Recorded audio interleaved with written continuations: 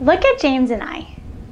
We have some things in common, like we are both nice, cool, fun, and old. But when you look at us, we are more different than we are alike. I mean, when we compare things such as height, size, looks, and other traits, James and I are very different. I mean, he's so much weirder than I am. Hey, it's Lindsay here, and welcome to a new episode of Bite Size English, your daily bite of English. In today's episode, we're going to learn about comparative adjectives, what they are, when we use them, and the rules associated with this grammar. Let's go. An adjective is a part of speech which gives us information and descriptions about nouns.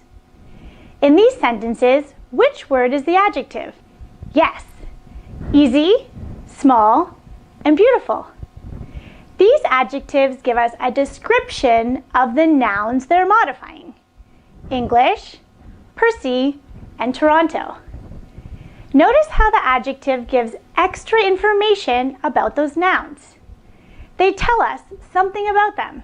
We can also use adjectives when we want to compare two nouns, and these will be comparative adjectives. Before you continue, brainstorm as many adjectives as you can and write them down.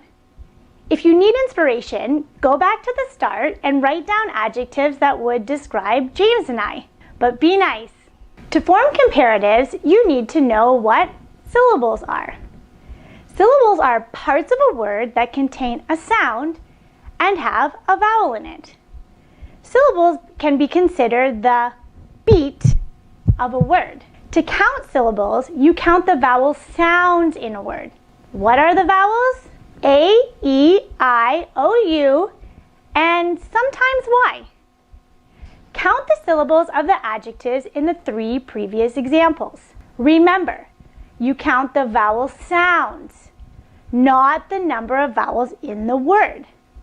Small has one vowel and one vowel sound, which means it's one syllable. Easy, two syllables. Beautiful has 5 vowels, but does it have 5 syllables? No. Beautiful has 3 syllables. Let's get to the rules. First, we'll begin with one-syllable adjectives. Remember, James and I from the beginning. Time to compare. Here are some one-syllable adjectives to compare us: tall, short, and cool. James is taller than Lindsay. Lindsay is smaller than James. James might be cooler than Lindsay. What was added to the end of the adjectives? ER. With one-syllable adjectives, you add an ER to the end of the adjectives. Let's try a few more. Big, bigger. Short, shorter. Nice, nicer. So what happens if there are 2 or more syllables, like the word beautiful?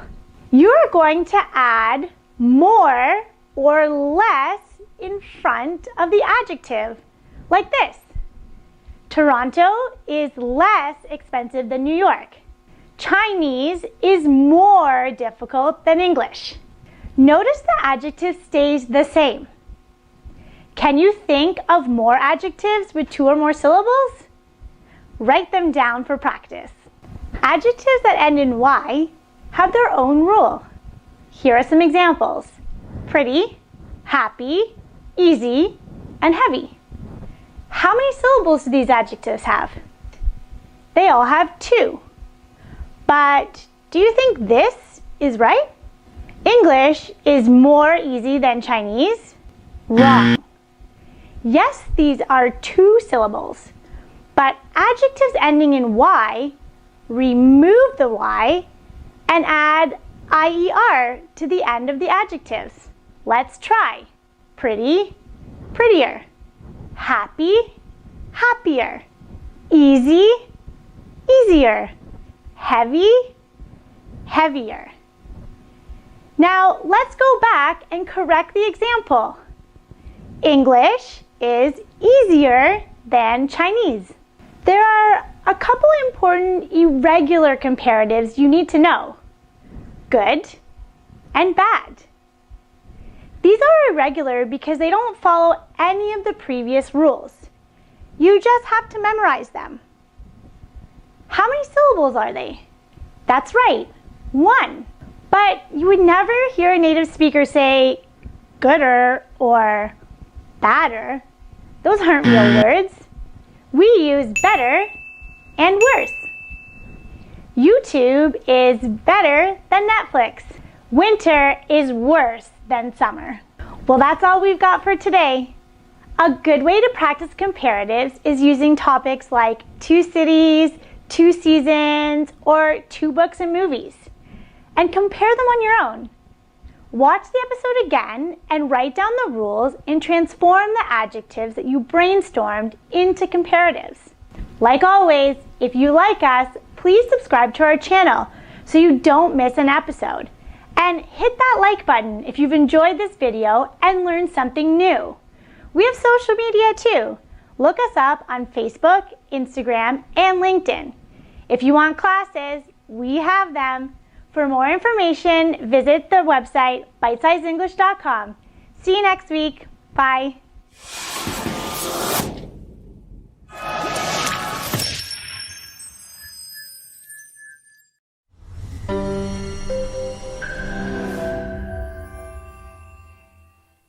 Last week, we learned how to compare 2 people, places, or things.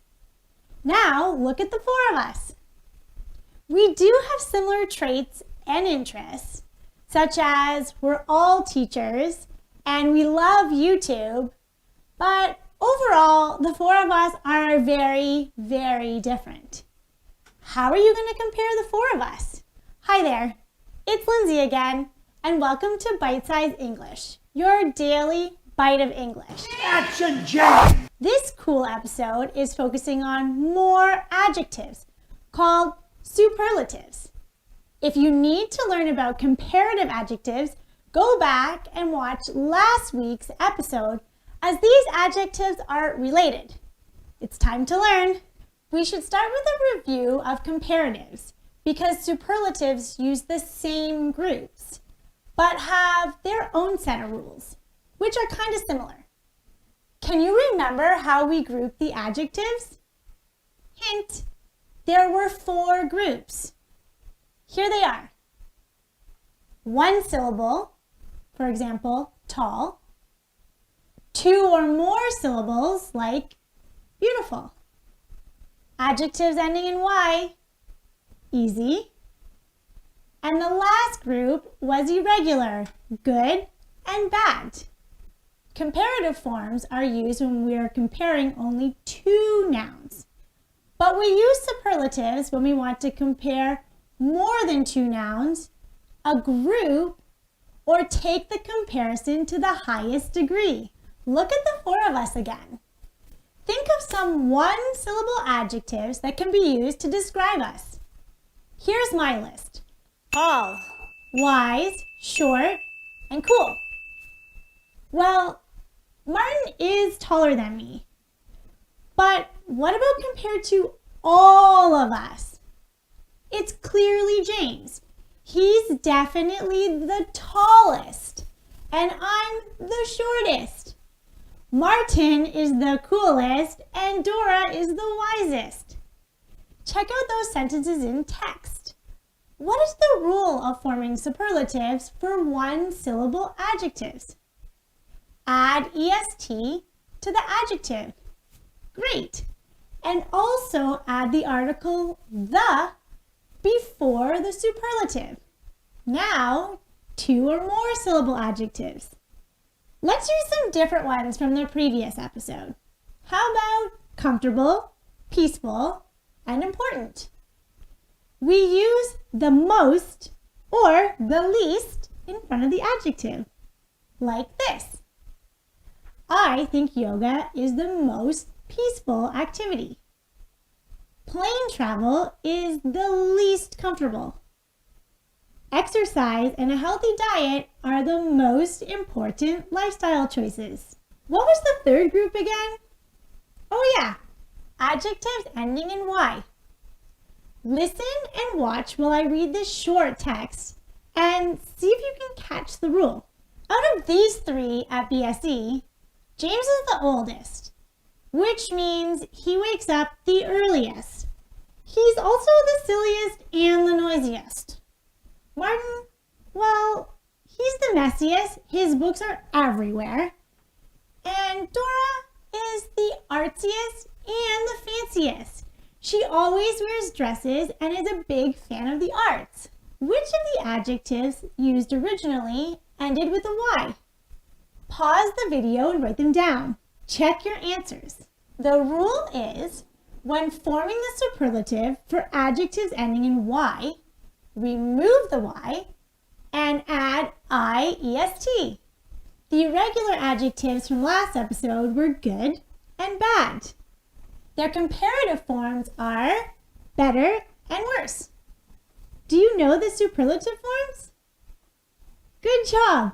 They are the best and the worst. That concludes this episode.